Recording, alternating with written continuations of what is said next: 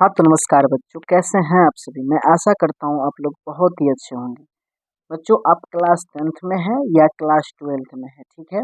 आपको पता होगा कि हिंदी व्याकरण कितना इम्पोर्टेंट होता है, ठीक है। तो क्लास 10th हो चाहे 12th हो, अगर आप 2026 में 10th के एग्जाम देने वाले हैं या 12th के एग्जाम देने हैं, तो आज हम व्याकरण में आपको वर्ण विचार पढ़ाने वाले हैं, ठीक है। वो भी बिल्कुल ट्रिक के साथ आपको वर्ण का सारा कंसेप्ट याद हो जाएगा। वर्ण क्या होता है, वर्ण के कितने प्रकार होते हैं, ठीक है, और कितने वर्ण टोटल वर्णमाला होते हैं, सारी चीज हम क्लियर कर देंगे आपको बिल्कुल ट्रिक से। सभी चीज याद हो जाएगा। अगर आप इस वीडियो को मिस करते हैं तो समझिए कि आपका एग्जाम में बहुत नंबर कट जाएगा इस टॉपिक से, ठीक है।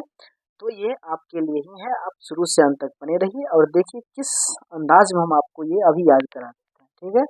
तो देखिए, हम आज जो टॉपिक है आपका वो है वर्ण विचार। यानी वर्ण क्या है, वर्ण के क्या कितने प्रकार होते हैं और हम कैसे उसको याद रख पाएंगे। सबसे बड़ी चीज क्या होता है बताएं।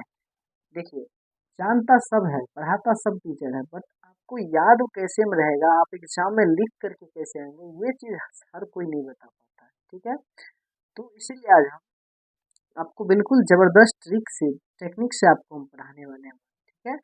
बिल्कुल, लेकिन वर्ण जानने से पहले हम चाहते हैं कि पहले आपको हिंदी व्याकरण पढ़ने जा रहे हैं, तो व्याकरण किसे कहते हैं ये चीज की जानकारी दे दें तो काफी बेहतर रहेगा, ठीक है ना। तो देखिए, सबसे पहले हम देखते हैं कि व्याकरण जान लेते हैं। तो देखिए, हिंदी व्याकरण कोई हमसे पूछेगा कि हिंदी व्याकरण किसे कहते हैं, तो आप क्या जवाब दीजिएगा। तो आप कहिएगा वह शास्त्र, है ना, वह शास्त्र जिसमें हिंदी भाषा के शुद्ध रूप में लिखने, बोलने और पढ़ने के नियमों का अध्ययन किया जाता है या अध्ययन करते हैं, उसे हम हिंदी व्याकरण कहते हैं, ना बच्चों। वह शास्त्र जिसमें हिंदी भाषा के शुद्ध रूप में लिखने, बोलने और पढ़ने के नियमों का अध्ययन करते हैं, उसे ही हिंदी व्याकरण कहते हैं। हिंदी भाषा की लिपि की अगर बात करेंगे तो हिंदी भाषा की लिपि होता है देवनागरी, जो आपके एग्जाम्स में भी पूछे जाते हैं। हिंदी सब्जेक्ट में आपके एग्जाम के दिन ये चीज भरने के लिए रहेगा, ठीक है। तो आप क्या भरिएगा, तो देवनागरी, ठीक है ना, समझ गए होंगे। अब देखिए, अब हम चलते हैं वर्ण पर, ठीक है, कि वर्ण क्या होता है देखते हैं, ठीक है। देखिए,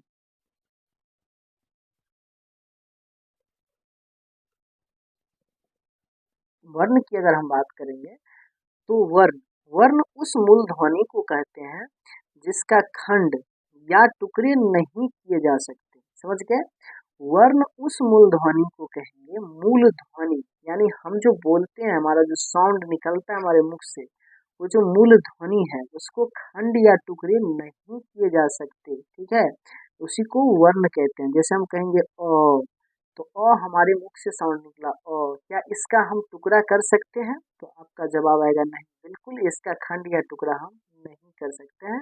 इसका खंड या टुकड़ा हम कर देंगे तो इसका कोई अस्तित्व ही नहीं रह जाएगा, ठीक है।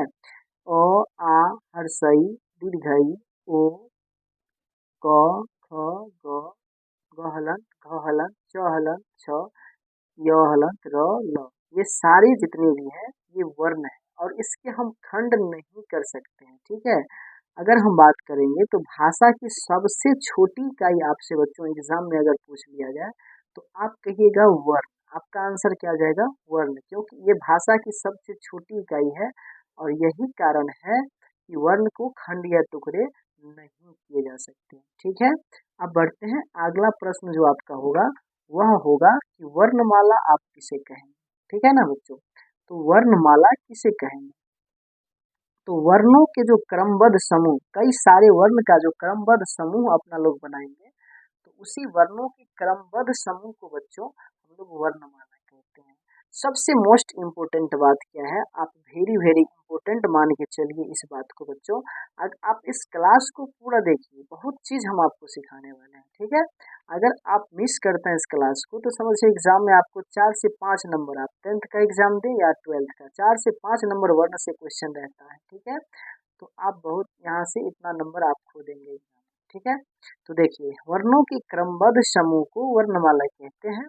हिंदी वर्णमाला में कुल 52 वर्ण या ध्वनियां होते हैं। कुछ कुछ किताब में आपको 48 ही मिलेंगे, लेकिन कुल मिलाकर के आपको कितना वर्ण है, 52 होते हैं, ठीक है, जिसको आप वर्ण या ध्वनियां बोलेंगे, ठीक है, समझ गए। अब आते हैं कि वर्ण के प्रकार के बारे में। ठीक है, वर्ण कितने प्रकार के होते हैं? तो वर्ण मुख्य रूप से आपको दो प्रकार के होते हैं। पहला होता है स्वर वर्ण यानी कि वोवेल, और दूसरा होता है व्यंजन वर्ण यानी कि कॉन्सोनेंट। अब यहीं से मेन कहानी स्टार्ट होता है। ये सब तो बच्चों वाली बात था, ये तो जनरली आप लोग को पता भी होगा। अब यहाँ के बाद जो होगा कि स्वर वर्ण कितने होते हैं, व्यंजन कितने होते हैं, मूल स्वर कितने होते हैं, मूल व्यंजन कितने होते हैं, कौन सा संयुक्त स्वर होता है, फिर व्यंजन कितने प्रकार के होते हैं, ये सारे आपके एग्जाम में ऑब्जेक्टिव में पूछा जाता है मुख्य रूप से, है ना। तो अब आगे मेन चीज अब स्टार्ट होगा, तो चलिए बढ़ते हैं आगे। चलिए आइए, अभी अभी हमने क्या पढ़ा कि वर्ण दो प्रकार के होता है। उसमें से पहला तो होता है स्वर वर्ण और दूसरा होता है व्यंजन वर्ण, ठीक है ना। तो देखिए, अब स्वर वर्ण किसे कहें? तो स्वर उन वर्णों या ध्वनियों को कहते हैं जिनका उच्चारण स्वतः होता है, ठीक है। यानी इनका उच्चारण हमारे मुख से स्वतः होता है, उसी को हम स्वर वर्ण कहते हैं। हिंदी में आपको एग्जाम में पूछा जाता है कि बताओ बाबू, हिंदी में कुल कितने स्वर होते हैं? तो आप बताइएगा कि हिंदी में कुल 11 स्वर वर्ण होते हैं। अब ये 11 कौन कौन सा होता है भाई? तो अ होता है, आ होता है, हर्षई होता है, दीर्घई होता है, हर्षऊ, दीर्घऊ, री, ए, आई, ओ, औ। तो यहाँ से आप काउंट कर लीजिए, 1 2 3 4 5 6 7 8 9 10 11। तो कुल मिलाकर के आपको 11 स्वर वर्ण होते हैं। आपसे एग्जाम में पूछ लेगा कि बताओ इनमें से कौन स्वर वर्ण है, और एक ऑप्शन इसमें से दे देगा, बाकी 4 और 3 ऑप्शन आपको कोई अलग चीज दे देगा, व्यंजन वर्ण का दे देगा, ठीक है। तो आपको ये 11 स्वर याद रहेगा, तो आप इसमें से कोई भी एक चुन करके दे देगा तो आप पकड़ लेंगे और आराम से बेहतरीन ढंग से आप एग्जाम में करके आ जाएंगे, ठीक है। अब देखिए, हम नोट में यहाँ पर कुछ लिखाए हैं कि हिंदी वर्णमाला में अंग और अह को स्वरों के साथ लिखने की परंपरा है। जो अंग और अह पढ़ते हैं उसको हिंदी वर्णमाला में हम स्वर के साथ ही लिखते हैं, ठीक है। लेकिन अंग को हम अनुस्वार बोलते हैं और अह को विसर्ग बोलते हैं। ये जो दो बिंदु आपको दिख रहा है इसको विसर्ग बोलते हैं, और यहाँ जो अनुस्वार है, यहाँ पर अंग है, यहाँ अनुस्वार, इसको जो ऊपर एक बिंदु है इसको अनुस्वार बोलते हैं। तो अनुस्वार और विसर्ग स्वर नहीं है, इन्हें अयोगवाह कहा जाता है, समझ गए। इनके स्वर की तरह यूज जरूर किया जाता है, लेकिन ये स्वर है नहीं, इसे अयोगवाह कहा जाता है, ठीक है। अब ये जो अयोगवाह होता है, तो अंग और अह ये दो मुख्य रूप से अयोगवाह होता है, समझ गए। चलिए, और ये सारा नोट्स आपको चाहिए तो आपको हमारे टेलीग्राम चैनल से जुड़ जाइएगा, लिंक डिस्क्रिप्शन में मिलेगा। वहाँ आपको ये सारा पीडीएफ बना करके हम सेंड कर देंगे, आप आराम से वहाँ से लिख सकते हैं। बाकी वीडियो में से भी आप वीडियो को रोक करके लिख सकते हैं, ठीक है। हम एकदम आराम से आपको समझा रहे हैं। चलिए आगे और कुछ इम्पोर्टेंट बात है, उसको भी समझ लेते हैं कि वो क्या है, ठीक है। देखिए, अब नोट नंबर 2 क्या है, ये जो ऐसे होता है, कहीं पर आप आ लिखते हैं ऊपर अर्धचांद बिंदु लिखते हैं, तो इस अर्धचांद बिंदु इसे अर्धचंद्र कहते हैं। इसका उच्चारण भी स्वर की तरह ही होता है, लेकिन यह अंग्रेजी की स्वर ध्वनि है। ये किसकी स्वर ध्वनि है? अंग्रेजी की स्वर ध्वनि है। इसका प्रयोग हम हिंदी में नहीं करते हैं। इसका प्रयोग प्रायः अंग्रेजी शब्दों में होता है, जैसे डॉक्टर, कॉलेज, देख रहे हैं ऊपर डॉक्टर, डॉक्टर अंग्रेजी शब्द है, इस पर इसका प्रयोग किया गया है। कॉलेज अंग्रेजी शब्द है, इसके ऊपर इसका प्रयोग किया गया है। नॉलेज अंग्रेजी शब्द है, इसके ऊपर इसका प्रयोग किया गया है, इत्यादि। तो इस तरह के अंग्रेजी शब्द में इस अर्धचंद्र का प्रयोग किया जाता है, ठीक है। लेकिन ये अंग्रेजी स्वर की शब्द है, समझ गए। चलिए चलिए आइए अब हम लोग स्वर वर्ण पढ़ लिए। अब स्वर वर्ण के कुछ भेद भी होता है, ठीक है, कुछ प्रकार भी होता है, उसके बारे में जानते हैं, ठीक है। तो उच्चारण में लगने वाले समय के अनुसार स्वर वर्ण को कितने भेद हैं? तो स्वर वर्ण के मुख्य रूप से 3 भेद हैं, ठीक है। पहला है हर्ष स्वर, दूसरा है हर्ष स्वर का मतलब होता है छोटी मात्रा वाला स्वर, ठीक है। दूसरा है दीर्घ स्वर, और तीसरा होता है प्लुत स्वर। तो एक एक करके हम लोग समझते हैं। पहला है हर्ष स्वर, ठीक है। तो हर्ष का मतलब क्या, जिसमें छोटी मात्रा हो। स्वर हम लोग पढ़े टोटल 11 था, ठीक है। उसी 11 में से कुछ हर्ष स्वर है और कुछ दीर्घ स्वर है और कुछ प्लुत स्वर है, ठीक है। तो अब हर्ष स्वर में आप कैसे याद रखेंगे, तो हर्ष स्वर का मतलब हो जाएगा यहाँ पर छोटी मात्रा वाला। छोटी मात्रा वाला आप देखिए, जैसे अ है, सिर्फ एक मात्रा है इसमें। हर्षई है, एक मात्रा वाला। हर्षऊ है, एक मात्रा वाला, एवं री, यानी ये 1 2 3 एवं ये 4 हर्ष स्वर हैं, जो कुल 4 हैं। ये 4 ही हर्ष स्वर हैं, इन्हें मूल स्वर भी कहा जाता है, ठीक है। तो हर्ष स्वर कुल मिलाकर के 4 है और इसे मूल स्वर भी हम लोग कहते हैं, ठीक है। दूसरा प्रकार है आपका दीर्घ स्वर। अब देखते हैं कि दीर्घ स्वर क्या होता है, ठीक है। दीर्घ स्वर, तो दीर्घ स्वर का मतलब बड़ी मात्रा वाला स्वर। उसमें आपने देखा कि छोटी मात्रा था, एक एक मात्रा था। अब इसमें आप देख रहे हैं ये दीर्घ स्वर है, ये बड़ी मात्रा वाला स्वर है। तो देखिए देखिए दो पाई आ गया, दीर्घ मात्रा आ गया, है ना, बड़ी मात्रा आ गया। वहाँ हर्ष ही था, यहाँ देखिए दीर्घ ही आ गया, यहाँ दीर्घऊ आ गया, यहाँ पर ए आ गया, आई आ गया, ओ आ गया, औ आ गया। अब आपके मन में कंफ्यूजन होगा कि ए तो छोटी मात्रा, ये कैसे आ गया। तो ए भी बड़ी मात्रा ही है। आप जैसे लिखते हैं के, कोए कार के, तो के में ए आया ना, तो बड़ी मात्रा हुआ कम, तो इसलिए ये भी बड़ी मात्रा में ही आता है। तो आपको याद रखना है आ, दीर्घई, दीर्घऊ, ए, आई, ओ, औ दीर्घ स्वर हैं, जो कुल 7 हैं। तो कुल दीर्घ स्वर 7 हैं और हर्ष स्वर की बात करेंगे कुल, तो वो 4 है, ठीक है ना। आपके एग्जाम में डायरेक्ट क्वेश्चन पूछ लिया जाएगा कि इनमें से कौन दीर्घ स्वर है और कौन हर्ष स्वर है, ठीक है। तो वहां पर आपको कंफ्यूज थोड़ा भी नहीं होना है, ठीक है ना। अब देखिए, इन्हें द्विमात्रिक स्वर भी कहा जाता है। इसमें दो दो मात्रा है सभी में, इसलिए इसको द्विमात्रिक स्वर भी कहा जाता है, याद रख लीजिएगा, है ना। अब प्लुत स्वर जो तीसरा आता है, इसे त्रिमात्रिक स्वर कहते हैं। जैसे ओम, जो ये ओम है एग्जाम्पल, ये किस स्वर का है, प्लुत स्वर का। आपसे एग्जाम में पूछेगा कि ओम किस स्वर का एग्जाम्पल है, तो आप कहिएगा बच्चों प्लुत स्वर, है ना बाबू। चलिए आगे बढ़ते हैं। अब देखिए, ये हमने उच्चारण के स्थान पर पढ़ा स्वर के 3 प्रकार। पहला हर्ष स्वर, दूसरा दीर्घ स्वर और तीसरा प्लुत स्वर, है ना।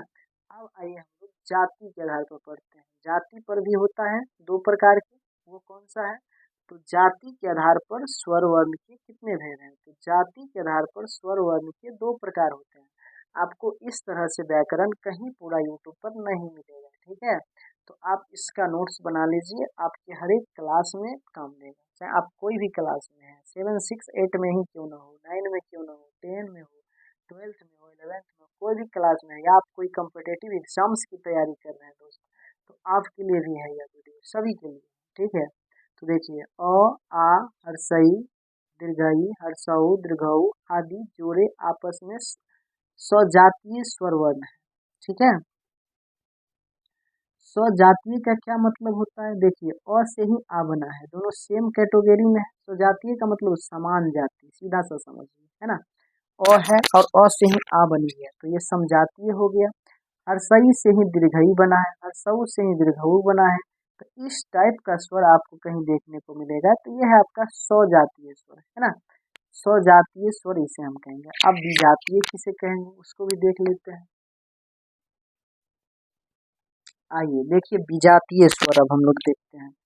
नामे है विजातीय, यानी अलग अलग जाति का होगा। तो देखिए, अगर अ के साथ ई आ गया, हर सही अलग अलग जाति हो गया, तो ये अलग अलग स्वर हो गया, ठीक है। अ के साथ दीर्घी आ गया, अ के साथ हर्षु आ गया, अ के साथ दीर्घु आ गया, ये अलग अलग स्वर एक साथ आ गया, तो इसे हम विजातीय स्वर कहेंगे, ठीक है।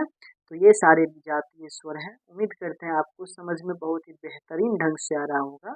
चलिए अब हम लोग व्यंजन वर्ण की तरफ बढ़ते हैं और देखते हैं व्यंजन वर्ण क्या होता है, इसको समझने का प्रयास करते हैं बिल्कुल जबरदस्त ट्रिक के साथ। तो देखिए, जिस वर्ण के उच्चारण में स्वर वर्ण की सहायता ली जाती है उसे हम व्यंजन वर्ण कहते हैं, ठीक है। स्वर वर्ण की सहायता लिया जाता है, व्यंजन वर्ण में स्वर वर्ण की सहायता लिया जाता है, ठीक है ना। कुल व्यंजन वर्ण की बात हम करेंगे तो कुल व्यंजन वर्ण आपका 37 है। जिसमें 33 मूल व्यंजन है तथा 4 संयुक्त व्यंजन है। ठीक है, मूल व्यंजन का क्या मतलब हुआ? मूल रूप से, मुख्य रूप से जो ओरिजिनल व्यंजन है वो 33 ही है, और 4 इसमें अलग से संयुक्त व्यंजन आ जाता है, तो 37 टोटल हो जाता है। मैं फिर से बता रहा हूँ, ये बहुत इंपॉर्टेंट है।